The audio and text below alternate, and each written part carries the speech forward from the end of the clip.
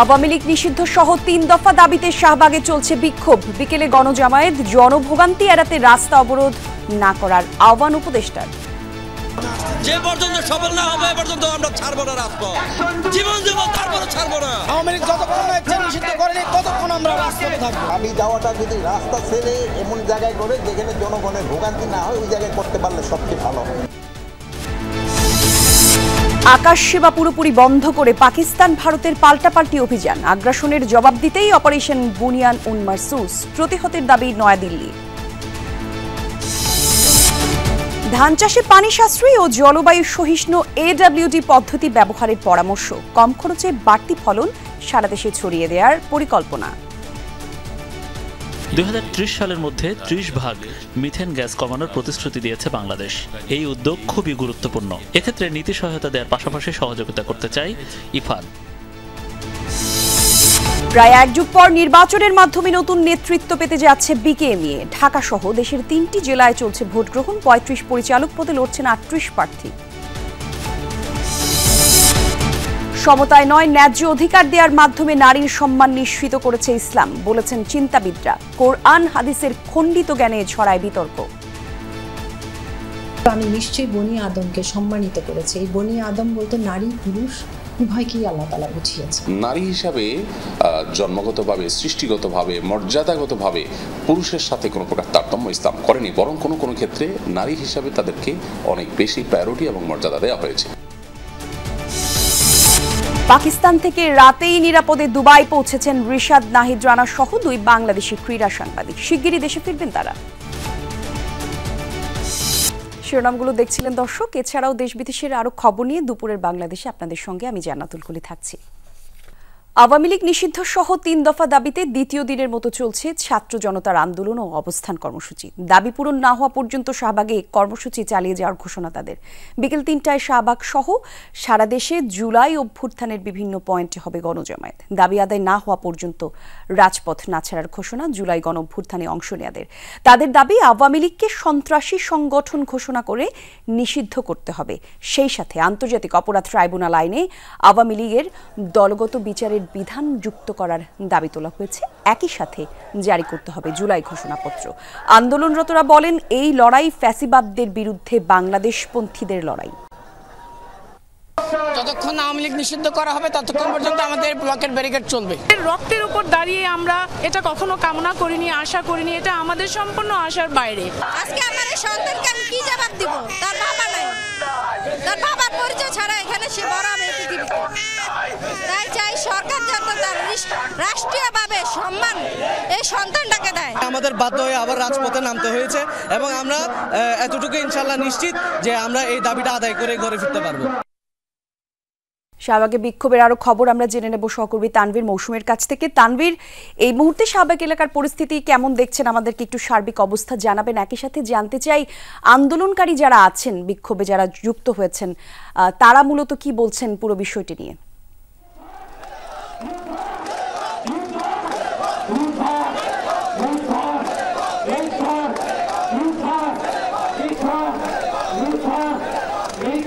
তানভীর, শুনতে পাচ্ছেন নিশ্চয়ই। জানতে চাচ্ছিলাম আপনার কাছে শাহবাগ এলাকার সবশেষ পরিস্থিতি কি, একই সাথে আন্দোলনকারীরা নিজেদের বক্তব্য কি বলছেন?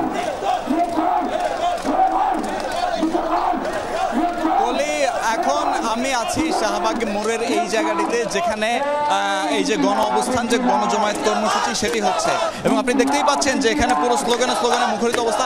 আমি চারপাশের অবস্থাটা একটু দেখাতে যাচ্ছি যে এখানে আসলে কি অবস্থা। সকাল থেকেই আমরা দেখেছি যে এখানে আসলে প্রচুর পরিমাণ মানুষ ছিল এবং বেলা বাড়ার সাথে সাথে, সময় গড়ানোর সাথে সাথে কিন্তু মানুষজনের সংখ্যা আরও বাড়ছে এবং ধারণা করা হচ্ছে, আশা করা হচ্ছে যে 2টা এবং 3টার দিকে আরও অনেক বেশি লোক সমাগম হবে। এবং এখানে তাদের আজকে আসার একটি দাবি, একটি কারণেই তারা এসেছেন, সেটা হচ্ছে আওয়ামী লীগ নিষিদ্ধ করা। এবং আওয়ামী লীগ নিষিদ্ধ করার এই বিষয়টি নিয়ে আন্দোলনকারীরা যারা এখানে এসেছেন তারা বলছেন, তারা বিগত ফ্যাসিস্ট সরকারের আমলে বিগত 16-17 বছর যে অত্যাচার নির্যাতন সেগুলো হয়েছিল সে বিষয়ে বলেছেন এবং তারা বলেছেন যে শুধুমাত্র এ কারণেই এই রাজনৈতিক দলটিকে নিষিদ্ধ করা উচিত এবং এই রাজনৈতিক দলটি আসলে দেশের স্বার্থের জন্য কাজ করে না, এমন অভিযোগও তারা তোলেন। এবং সেই অনুযায়ী তারা বলেছেন যে জুলাই গণ অভ্যুত্থানে যারা নির্বিচারে মানুষ হত্যা করেছে, মধ্যে শিশু থেকে শুরু করে বৃদ্ধ সবার উপর অকাতরে গুলি চালিয়েছে, তাদের এই দেশে রাজনীতি করার অধিকার নেই। এবং এখানে তারা কথা বলেছেন আব্দুল হামিদের বিদেশ গমন নিয়ে, এবং সেটা নিয়েও তারা বলেছেন যে এখানে আসলে অন্তর্বর্তী সরকার তাদের যে কাঙ্ক্ষিত ভূমিকা, সেই কাঙ্ক্ষিত ভূমিকায় তারা অবতীর্ণ হতে পারছেন না, এবং এজন্যই তারা এই যে আওয়ামী লীগ যে নিষিদ্ধ করার বিষয়টি ত্বরান্বিত করতে এবং আওয়ামী লীগের ব্যাপারেই তারা কিন্তু আজকে মাঠে নেমেছেন। এবং তারা অনেকে এই অভিযোগও করেছেন, এই আক্ষেপটিও জানিয়েছেন যে গণঅভ্যুত্থানের 10 মাস পেরিয়ে গেল, এখনও তাদের আওয়ামী লীগ নিয়ে আবার আলাদা করে এই দাবিতে, আওয়ামী লীগ নিষিদ্ধের দাবিতে রাস্তায় নামতে হচ্ছে। ধন্যবাদ আপনাকে। জনভোগান্তি এড়াতে আন্দোলনকারীদের রাস্তা অবরোধ না করার আহ্বান জানিয়েছেন স্বরাষ্ট্র উপদেষ্টা জাহাঙ্গীর আলম চৌধুরী। সকালে শাহজালাল বিমানবন্দর পরিদর্শনের সময় এসব আহ্বান জানান তিনি। তাদের দাবি দেওয়াগুলি আমি অযৌক্তিক কারো বলবো না, তারপর যদি যৌক্তিক দাবি থাকে প্রপার জায়গায় করলে সবচেয়ে ভালো। এখন দেখছেন যে তারা কিন্তু প্রথমে এক জায়গায় দেখি না, পরে যখন বলার পরে তারা কিন্তু শিফট করে গেছে অন্য জায়গায়। এখন ওই জায়গায় তো কিছুটা জনভোগান্তি হচ্ছে। দাবি দেওয়াটা যদি রাস্তা ছেড়ে এমন জায়গায় করে যেখানে জনগণের ভোগান্তি না হয় ওই জায়গায় করতে পারলে সবচেয়ে ভালো। ভারতের সামরিক স্থাপনা লক্ষ্য করে জোরদার হামলা চালিয়েছে পাকিস্তান। শনিবার ভোর থেকে অপারেশন বুনিয়ান উন মারসুস শুরুর কথা জানিয়েছে দেশটির সেনাবাহিনী। সকালে বিবৃতিতে জানিয়েছে ভারতের উদমপুর এবং পাঠানকোটের বিমান ঘাঁটি লক্ষ্য করে ছোড়া হয়েছে মিসাইল। পাঞ্জাবে ধ্বংস করা হয়েছে ব্রাহ্মস মিসাইলের একটি ভান্ডার, আর অভিযানে ব্যবহার করা হয়েছে ফাতাহ 1 মিসাইল। উদমপুরের একটি S-400 মিসাইল প্রতিরক্ষা ব্যবস্থা ধ্বংসের দাবি করেছে ইসলামাবাদ, যদিও তা অস্বীকার করেছে নয়াদিল্লি। ভারতের আকাশে পাকিস্তানি ড্রোন টহল দিচ্ছে বলেও দাবি করা হয়। পাকিস্তান সেনাবাহিনীর বিবৃতিতে বলা হয়, পাকিস্তানের ভূমি, মানুষ এবং সার্বভৌমত্বের উপর আঘাতের উপযুক্ত জবাব দিতেই এই মিশন। ইসলামাবাদের দাবি, টার্গেটেড বিমান ঘাঁটিগুলো ব্যবহার করেই পাকিস্তান ভূখণ্ডে হামলা চালানো হয়েছিল। এর আগে তাদের 3টি বিমান ঘাঁটিতে ভারত মিসাইল ছুড়েছিল দাবি পাকিস্তান। জানায় ক্ষেপণাস্ত্রগুলো প্রতিহত করা হয়েছে। ভারতের সামরিক আগ্রাসনের জবাবে পাল্টা পদক্ষেপ নেওয়া ছাড়া কোনো বিকল্প ছিল না মন্তব্য করেছে পাকিস্তানের উপপ্রধানমন্ত্রী ইশাক দার। জিও নিউজকে দেয়া এক সাক্ষাৎকারে এসব কথা বলেছেন তিনি। জানান, এখন প্রতিরক্ষামূলক কৌশল মেনে চলছে দেশটি। ইশাকের দাবি, ভারতের উস্কানিমূলক জবাবে শনিবার সকালে অপারেশন বুনিয়ান উন মারসুস শুরু করে পাকিস্তান। তবে এই অভিযান কতদূর যাবে তা পুরোপুরি নির্ভর করছে দিল্লির পরবর্তী আচরণের ওপর।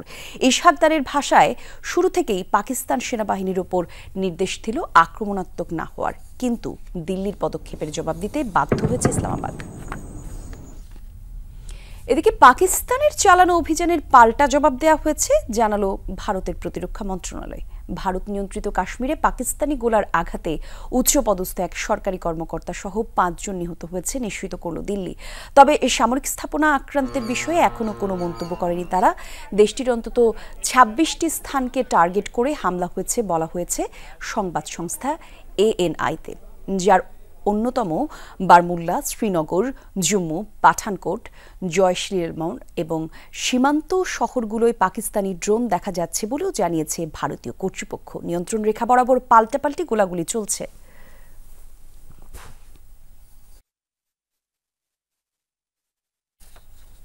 দর্শক, ভারত পাকিস্তান পরিস্থিতি নিয়ে আলোচনার জন্য আমাদের সাথে এই মুহূর্তে যোগ দেবেন আন্তর্জাতিক বিশ্লেষক, ঢাকা বিশ্ববিদ্যালয়ের শান্তি এবং সংঘর্ষ বিভাগের অধ্যাপক ডক্টর মোহাম্মদ রফিকুল ইসলাম। অধ্যাপক রফিক, আপনাকে স্বাগত। সময় যত গড়াচ্ছে ভারত পাকিস্তানের উত্তেজনা ততই বাড়ছে। সর্বাত্মক যুদ্ধ এড়ানোর কোনো পথ আছে কিনা, কি মনে করছেন আপনি? জি, অসংখ্য ধন্যবাদ। আপনি বলছিলেন যে পাকিস্তান আজকে ভারতের বিভিন্ন জায়গাতে আক্রমণ করেছে এবং পাকিস্তানের দৃষ্টিকোণ থেকে বলা হচ্ছে একটা যে প্রভোকেশন ইন্ডিয়া করেছিল তার পাল্টা জবাব দেওয়া হচ্ছে। তো আমরা প্রথমত মনে করেছিলাম যে শুক্রবারে যে আক্রমণটি হয়েছিল সেটা হয়তো থেমে যাবে, কিন্তু ইন্ডিয়া স্থানের বিভিন্ন শহরে তার প্রেক্ষিতে অনেক জায়গায় হতাহতের খবর পাওয়া গেছে এবং তাদের পক্ষ থেকে তারা তাদের যে ন্যাশনাল অথরিটির যে মিটিং, সেখান থেকে তারা এক ধরনের সিদ্ধান্ত নিয়েছে যে পাকিস্তানের ভারতের এই যে আক্রমণ তার একটা কড়া জবাব তারা দিবে। তো তারই প্রেক্ষিতে আজকে সকালে তারা ভারতের বিভিন্ন স্থানে আক্রমণ করেছে এবং আপনি যতটুকু বলছিলেন যে 5 জন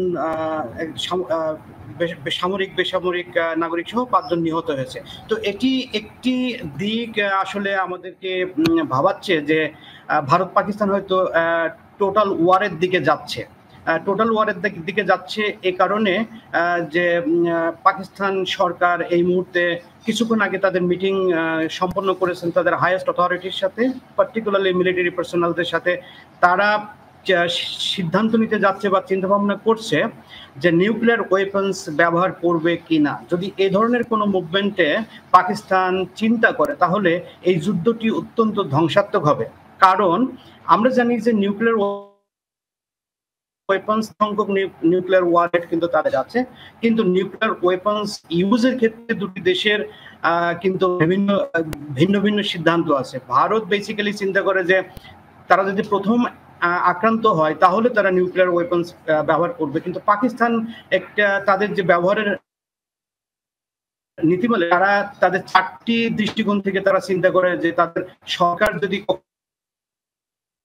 কোনো মিলিটারি কোনো অ্যাটাকের সম্মুখীন হয় তাহলে নিউক্লিয়ার ওয়েপন্স ব্যবহারের দিকে তারা যেতে পারে। তো আমরা সেই জায়গাটাতে আমাদের ভয় যে যদি পাকিস্তান নিউক্লিয়ার ওয়েপন্স ব্যবহারের চিন্তা ভাবনা করে বা করে থাকে তাহলে এই পুরো সাউথ এশিয়াতে সংঘাতটা একটা কমপ্লেক্স ওয়েতে ধারণ করবে এবং আমরা পুরো সাউথ এশিয়া কিন্তু অ্যাট স্টেক, অর্থাৎ বিপদের সম্মুখীন হব। এবং এখানে আপনি দেখবেন যে দুটি দেশের ঠিক এই জায়গাতেই আরো একবার একটু জানতে চাচ্ছি আপনার কাছে, ভারত পাকিস্তানের বিবাদে বাংলাদেশ সহ দক্ষিণ এশিয়ায় আসলে কিরকম প্রভাব পড়তে পারে, আর কারা কিংবা কোন দেশের মধ্যস্থতা এগিয়ে আসতে পারে বলে মনে করছেন? আপনার কথা একটু কেটে জি, জানতে চাচ্ছিলাম এই যুদ্ধে দক্ষিণ এশিয়ায় কেমন প্রভাব পড়তে পারে ভারত এবং পাকিস্তানের এই বিবাদে, আর সমঝোতার কথা যদি আসি, কোন দেশ কিরকম ভাবে আসলে এই বিষয়টি নিয়ে আলোচনায় যেতে পারে, সমঝোতার আলাপ করতে পারে, সে বিষয়ে কোনো ধারণা যদি থাকে। জি, থ্যাংক ইউ। বাংলাদেশ পার্টিকুলার যে দেশগুলো আছে, নেপাল এবং ভুটান, তাদের আসলে আমি কোনো ইনসিকিউরিটি অনেক সম্ভাবনা আছে, কারণ আমাদের এখানে ভারত এবং পাকিস্তানকে সমর্থন নিয়ে সে জায়গাতে নিয়ে যদি আমরা একটা ইরাশনাল বিহেভ কোনো জায়গা থেকে দেখি বা লক্ষ্য করি বা কোনো গোষ্ঠী করে থাকে তাহলে আমাদের দেশ কিন্তু অনিরাপদ আছে এই ভারত পাকিস্তান যুদ্ধের ক্ষেত্রে। অন্যদিকে আপনি দেখেন পররাষ্ট্রমন্ত্রী কিন্তু ভারত এবং পাকিস্তানকে ন্যাশনাল বিহেভিয়ার। আপনাকে ধন্যবাদ আমাদের সঙ্গে যুক্ত হওয়ার জন্য, আপনার গুরুত্ব মতামত দেওয়ার জন্য। যাচ্ছি পরের সংবাদে। চলমান উত্তেজনা নিয়ে পাকিস্তানের সেনাপ্রধান লেফটেন্যান্ট জেনারেল অসীম মুনিরের সাথে কথা বলছেন মার্কিন পররাষ্ট্রমন্ত্রী মার্কো রুবিও। বিবৃতির মাধ্যমে এই তথ্য জানিয়েছে মার্কিন পররাষ্ট্র দফতর। শনিবার পাক সেনাপ্রধানের সাথে ফোন আলাপ হয় মার্কিন পররাষ্ট্রমন্ত্রীর। চলমান অস্থিতিশীল পরিস্থিতি নিয়ে পাকিস্তানের পাশাপাশি ভারতকেও উত্তেজনা কমানোর আহ্বান জানিয়েছেন মার্কো রুবিও। সংঘাতে না জড়িয়ে আলোচনার মাধ্যমে শান্তিপূর্ণ সমাধান খুঁজতে অনুরোধ করেছেন ইসলামাবাদ এবং নয়াদিল্লিকে। বৈরী অবস্থা নিরসনে প্রয়োজনে সব রকম সহায়তা দেবে যুক্তরাষ্ট্র, দিয়েছেন এমন আশ্বাসও। ভারত পাকিস্তানের বর্তমান সংঘাত যেন রূপ নিয়েছে ড্রোন যুদ্ধে। পাল্লা দিয়ে পাল্টাপাল্টি ড্রোন ছুড়ে দুপক্ষই জানান দিচ্ছে শক্তিমত্তার। ড্রোন সক্ষমতায় কে এগিয়ে, ভারত না পাকিস্তান? ভারতের ছোড়া অধিকাংশ ড্রোনই ইসরায়েলি হারপ ড্রোন, আর অন্যদিকে পাকিস্তানের ভান্ডারে আছে তুরস্কের অত্যাধুনিক বাইরাখতার TB2 এবং আকিনজির মতো শক্তিশালী সব ড্রোন। 2024 সালের তথ্য অনুযায়ী শক্তিশালী ড্রোন ভান্ডার রয়েছে এমন 10 দেশের তালিকায় ভারতের অবস্থান ষষ্ঠ। দেশটির সামরিক বাহিনীর হাতে আছে মোট 625টি ড্রোন।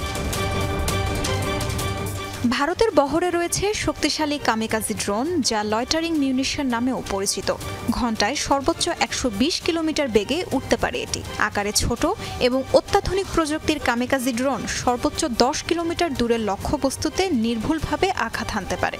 শুধু কামিকাজি নয়, দিল্লির সমর ভান্ডারে রয়েছে পাঞ্ছি, নিশান্ত, নেত্রার মতো রিয়েল টাইম চিত্র ধারণকারী ড্রোন। এছাড়া রয়েছে ইসরায়েল নির্মিত অত্যাধুনিক হারপ ড্রোনও।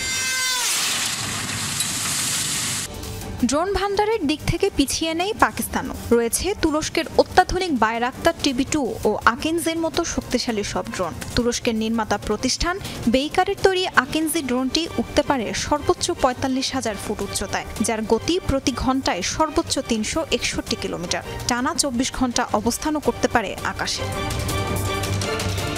বর্তমানে সারা বিশ্বের সবচেয়ে শক্তিশালী ড্রোনের তালিকায় থাকা তুরস্কের আঙ্কা ও চীনা উইংলুং ড্রোনও রয়েছে পাকিস্তানের ভান্ডারে। পাকিস্তানের চেয়ে সামরিক খাতে প্রায় 10 গুণ বেশি ব্যয় করে ভারত। দিল্লি সামরিক খাতে ব্যয় করে $75 বিলিয়ন, সেখানে ইসলামাবাদ খরচ করে মাত্র $7 বিলিয়ন। তাসরিয়ান সোবহান, যমুনা নিউজ। পঞ্চম শ্রেণীর বৃত্তি পরীক্ষা ফের চালুর ব্যাপারে ভাবছে সরকার। সেক্ষেত্রে সব অংশীজনদের সাথে আলাপ আলোচনা করেই সিদ্ধান্ত নেওয়া হবে, জানিয়েছেন শিক্ষা উপদেষ্টা ডক্টর CR আবরার। রাজধানীর মিরপুরে প্রাথমিক শিক্ষা অধিদপ্তরে জাতীয় প্রাথমিক শিক্ষা সপ্তাহের উদ্বোধন এবং পদক প্রদান অনুষ্ঠানে প্রধান অতিথির বক্তব্যে এসব কথা জানান তিনি। এ সময় প্রাথমিক এবং গণশিক্ষা অধিদপ্তরের মহাপরিচালক আবু নূর মোহাম্মদ শামসুজ্জামান জানান, সব ঠিকঠাক থাকলে এবছর চালু হতে পারে প্রাথমিকের বৃত্তি। শিক্ষা ব্যবস্থার সর্বক্ষেত্রে মুনাফা চিত্র ফুটে উঠেছে এমন মন্তব্য করেন প্রাথমিক ও গণশিক্ষা উপদেষ্টা অধ্যাপক ডাক্তার বিধান রঞ্জন রায় পোদ্দার। বলেন, মামলা থাকায় সারা দেশে 32,000 প্রাথমিক বিদ্যালয়ের প্রধান শিক্ষকের পদ শূন্য থাকায় নিয়োগ দিতে পারছে না সরকার। বৃহত্তর শিক্ষার স্বার্থে যে সিদ্ধান্তগুলো নেওয়া প্রয়োজন, সেগুলো এই যে শিক্ষণ ঘণ্টা, কন্ট্যাক্ট আওয়ার্স, সেগুলো নিয়ে আমাদের অলরেডি কথাবার্তা হয়েছে। তারপরে যেটা হচ্ছে যে এই অন্যান্য যে বৃত্তি পরীক্ষা, সেগুলো আবার নতুন করে ইন্ট্রোডিউস করা যায় কিনা, এগুলো আমরা দেখছি। কোনো কিছুতে আগাতে চাই, মামলার জন্য আগাতে পারি না। আমাদের 32,000 প্রাথমিক স্কুলে প্রধান শিক্ষকের পদ শূন্য, কেন? মামলা। সাবেক রাষ্ট্রপতি আব্দুল হামিদের বিষয়ে এসপি থেকে মন্ত্রণালয়ে কোনো নিষেধাজ্ঞার কাগজ পাঠিয়েছে কিনা তা জানা নেই, এই মন্তব্য করলেন স্বরাষ্ট্র উপদেষ্টা অবসরপ্রাপ্ত লেফটেন্যান্ট জেনারেল মোহাম্মদ জাহাঙ্গীর আলম চৌধুরী। কিভাবে আব্দুল হামিদ দেশ ছাড়লেন সেটা তদন্ত করা হচ্ছে। 3 দিনের মধ্যে তদন্ত প্রতিবেদন পাওয়ার পর ব্যবস্থা নেওয়া হবে। শনিবার সকালে হযরত শাহজালাল আন্তর্জাতিক বিমানবন্দরে ইমিগ্রেশন ব্যবস্থা পরিদর্শন শেষে সাংবাদিকদের সাথে কথা বলেন উপদেষ্টা। তিনি বলেন, আব্দুল হামিদ দেশ ছাড়ার পেছনে দোষীদের কাউকে ছাড় দেয়া হবে না।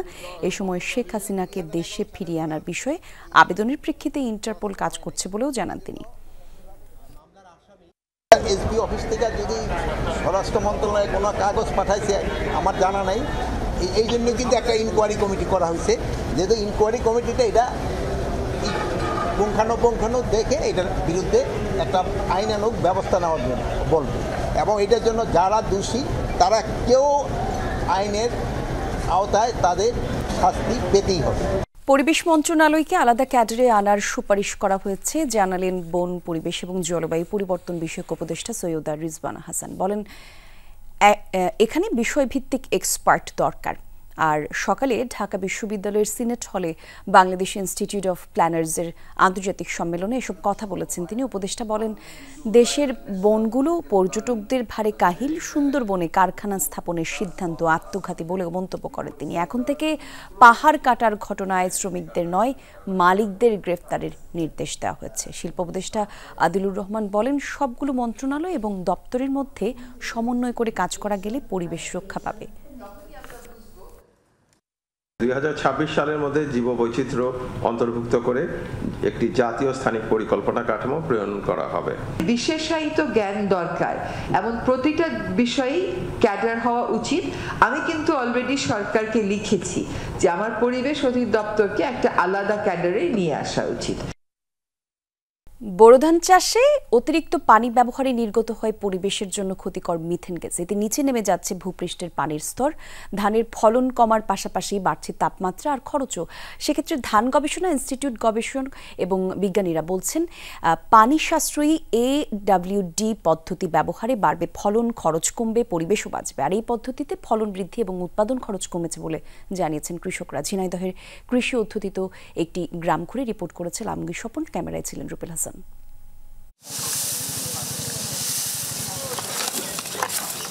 পানির স্তর নিচে নেমে যাওয়ায় আগের মতো পানি পান না ঝিনাইদহের সুন্দরপুরের ইছাপুর গ্রামের কৃষক আমজাদ হোসেন। এজন্য বন্ধ করতে হয়েছে সেচ পাম্প, খুঁজতে হয়েছে নতুন পানির উৎস। 3 পুরুষের কৃষির অভিজ্ঞতায় বললেন, দিনে দিনে চাষাবাদ কঠিন হয়ে যাচ্ছে। পানি তুলে পানি নিচে চলে গেলে আর ওই জন্য পানি একটু কম ওঠে মেশিনে। এই সময় বাড়ির টিউবওয়েলেও পানি কম উঠছে, কোনোটাই উঠছেই না। তার মতো একই অভিজ্ঞতা কালীগঞ্জের সুন্দরপুরের পবিত্র বিশ্বাস ও মহাদেবপুর গ্রামের আব্দুর রশিদেরও। এই যে ডিপ যখন চালাই, এর আগে যখন চালাতাম এখন আমার কিন্তু আশপাশের কোনো কলে টিউবওয়েলে পানি উঠতো না। পানির যে স্তরটা, এই স্তরটা নেমে যাওয়ার পরে আমাদের ওই স্যালো মেশিনে আর পানি উঠছে না। শুধু পানির স্তর নিচে নেমে যাওয়াই নয়, অতিরিক্ত সেচের কারণে ধানি জমিতে পানি বেশি সময় থাকলে সৃষ্টি হচ্ছে ক্ষতিকর মিথেন গ্যাস। এতে প্রভাব পড়ছে ফলনে, তাপমাত্রা বৃদ্ধির ফলে ক্ষতি হচ্ছে পরিবেশের। প্রায় 75% জমিতে হচ্ছে আমরা ভূগর্ভস্থ পানি থেকে সেচ দিই, গ্রাউন্ড ওয়াটার থেকে।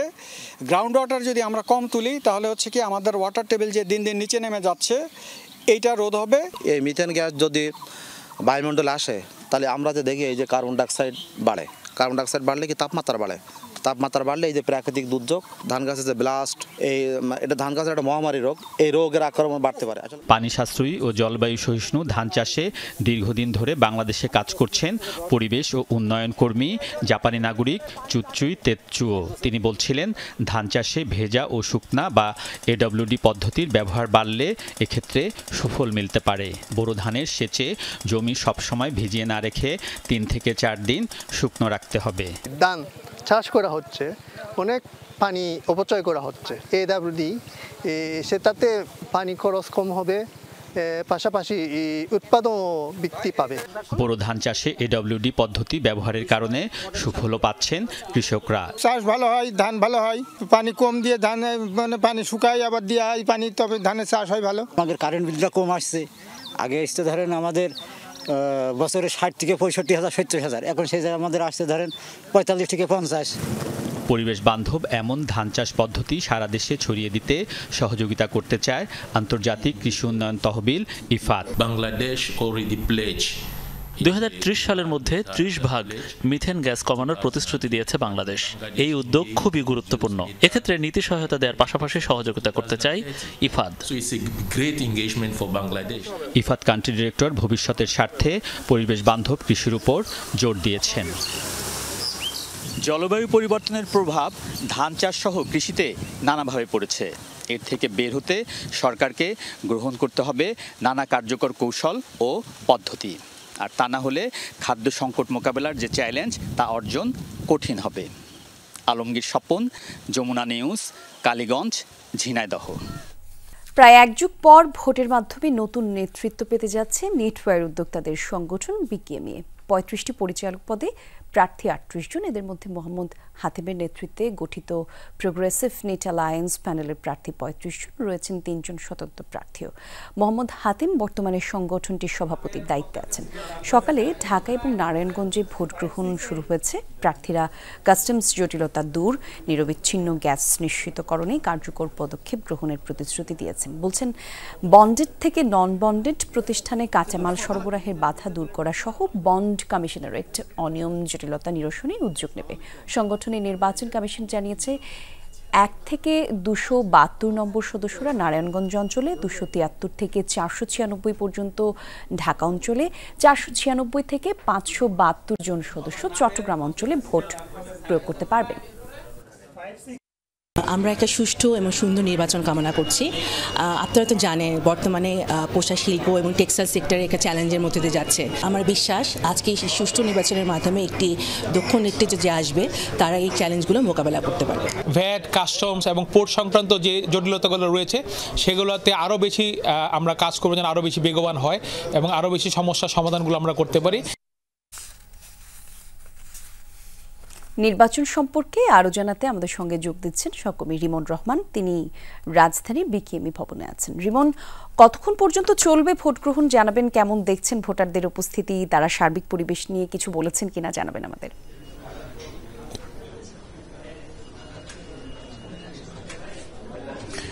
কলি বাংলাদেশ নিটল ম্যানুফ্যাকচারার্স অ্যাসোসিয়েশন যে রয়েছে বিকেএমইএ, সেই বিকেএমইএর ভোট গ্রহণ শুরু হয়েছে সকাল 9টায় এবং এখন প্রায় 4.5 ঘন্টা হতে চলল ভোট, এবং এ পর্যন্ত ভোট প্রদান করেছে 321 জন ভোটার, এবং যেটি শতাংশের অঙ্কে 56% একটু বেশি।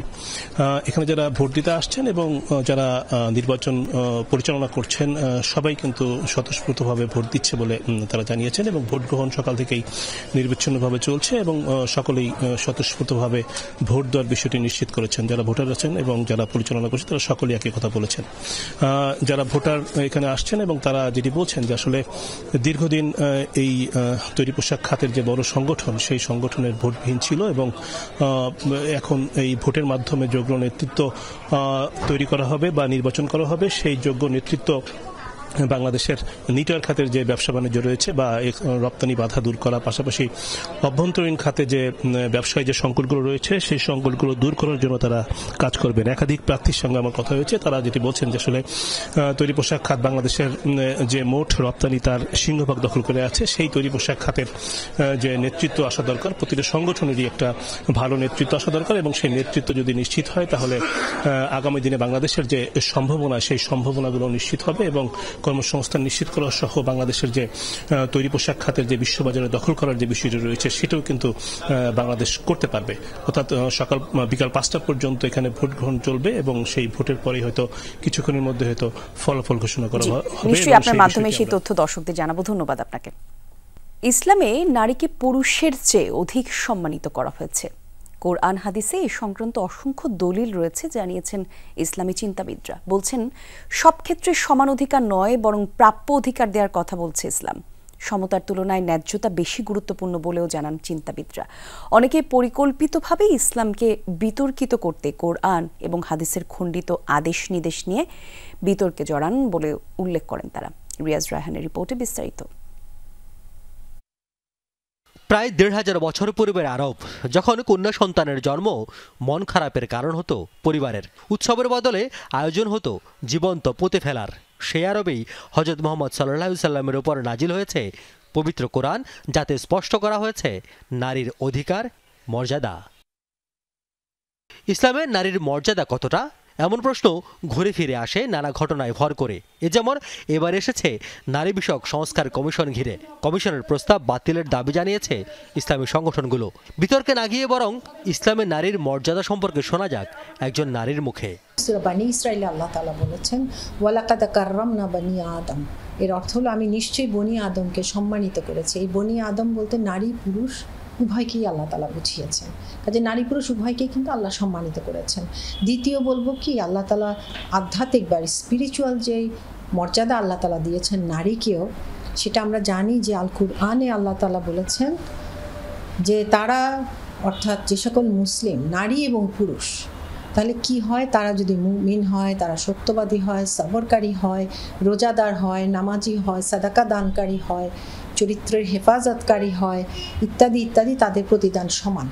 কাজে এইসব জায়গাতেও কিন্তু আল্লাহ তাআলা সমান বলেছেন।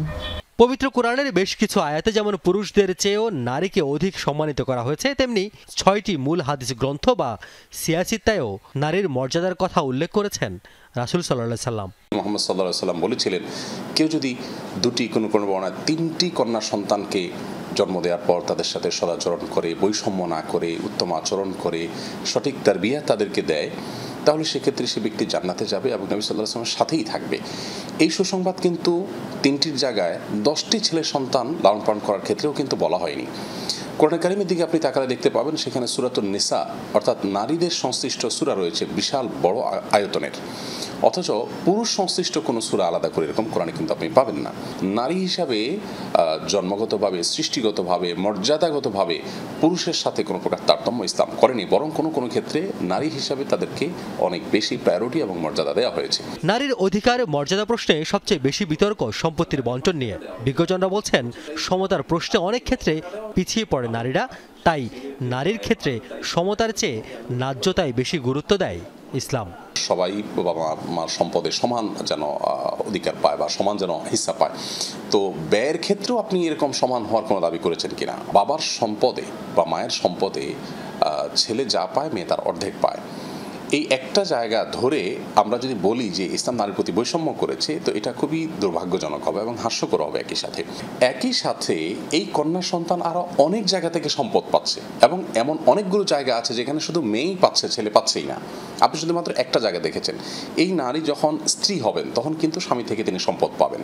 এই নারী যখন কারোর মা হবেন তখন কিন্তু সন্তান থেকেও তিনি সম্পদ পাবেন। আবার তিনি যখন স্ত্রী হিসাবে কারোর সাথে বৈবাহিক জীবন শুরু করবেন তখন কিন্তু মোহর পাবেন। ছেলে কিন্তু সেখানে কিছুই পাবে না। মেয়েরা ইদ্যৎকালীন একটি খোরপোশ পায়, মানে তালাক হয়ে গেলে 3 মাসের জন্য সেটা সে পাবে এবং এটা কুরআনের নির্দেশ। এবং আরেকটি ব্যাপার কি, এটা অনেকেই আমরা খেয়াল করি না বা জানি না, কুরআনে সূরা বাকারার 233 নম্বর আয়াত পড়লে দেখা যায় যে ব্রেস্ট ফিডিং এর সময় যদি কোনো কারণে তালাক হয়ে থাকে এবং মাটি ব্রেস্ট ফিডিং করছে বাচ্চাকে, তখন কিন্তু একটি পারিশ্রমিকের আকারে কিছু একটা খরচ তাকে দিতে হবে। ওই বাচ্চার ভরণ পোষণ সবসময়ই কিন্তু ওই বাচ্চাটির পিতার কাছেই থাকবে, পিতার উপরেই ন্যস্ত থাকবে বা তার ফ্যামিলির উপর। কাজে এখান থেকেও কিন্তু সে পাচ্ছে। এই দুই ইসলামী চিন্তাবিদ বলছেন, ইসলাম সম্পর্কে পুরোপুরি জানার বদলে খণ্ডিত জ্ঞানে বিতর্ক বাড়ে বেশি। আমাদের কালচারাল থিঙ্কিং এবং সামাজিক ভুল বুঝাবুঝির কারণে এবং কোরআনকে আমরা সেভাবে জানি না, এটাকে আমরা বাস্তবে যে প্রয়োগ করব সেটাও বুঝি না, এই কারণে। এবং এই ইসলামের জ্ঞানের অভাব কিন্তু আমাদের পূরণ করতে হবে। আমাদের কোরআন শুধু পড়লে হবে না, এটা অর্থসহ বুঝে ব্যাখ্যাগুলোও পড়তে হবে, তাহলে কিন্তু আমাদের মধ্যে জ্ঞান ছড়াবে। এবং আমি বলবো যে এখানে আমরা আমাদের আলেম সমাজে যাতে এগিয়ে আসেন, যে ইসলামের এই যে নারী সংক্রান্ত বিষয়গুলো সেগুলো যাতে আমরা বুঝতে পারি ভালোভাবে। নারী অধিকার নিয়ে কথা বলাটা এটা অনেকটা ফ্যাশনের বিষয়ে পরিণত হয়েছে। আপনি যখন নারীর অধিকারের উপর সোচ্চার থাকবেন তখন সমাজ, গণমাধ্যম, আজকের পৃথিবী, আজকের সভ্যতা সবাই আপনাকে ভালো চোখে দেখবে। অর্থাৎ আপনি একটা অনুকূল পরিবেশের মধ্যে নারী অধিকার নিয়ে কথা বলছেন। আর আমাদের প্রিয় নবী সাল্লাল্লাহু আলাইহি সাল্লাম তথা ইসলামের শুরুতে যখন নারীর অধিকার প্রতিষ্ঠার জন্য তিনি কাজ করেছেন, তখন কিন্তু নারী হিসেবে জন্মগ্রহণ করাটাকে সমাজের মানুষ দর্শনীয় মনে করত, এটাকে মানুষ নিজের জন্য লজ্জাস্কর মনে করত। সেই সমাজের উপর দাঁড়িয়ে, সেই সমাজের বুকের উপর দাঁড়িয়ে নবী সাল্লাল্লাহু আলাইহি ওয়াসাল্লাম কিন্তু নারীর অধিকারকে সমুন্নত করেছেন। অর্থাৎ আপনি বলতে পারেন একটা সমাজে নারীর অধিকার যখন মাটির নিচে চাপা দিয়ে রাখার চেষ্টা করা হয়েছে, নবী সাল্লাল্লাহু আলাইহি ওয়াসাল্লাম সেটাকে তুলে এত উচ্চতায় নিয়ে গেছেন যে কোনো বাবার জন্য কন্যা সন্তানের বাবা হওয়াটা, কোনো মায়ের জন্য কন্যা সন্তানের মা হওয়াটা গৌরবের বিষয় পরিণত হয়েছে। ইসলামে নারীর মর্যাদা প্রসঙ্গে নারীদেরকেই আরও সোচ্চার হতে হবে বলে মনে করেন চিন্তাবিদরা। রিয়াজ রায়হান, যমুনা নিউজ, ঢাকা।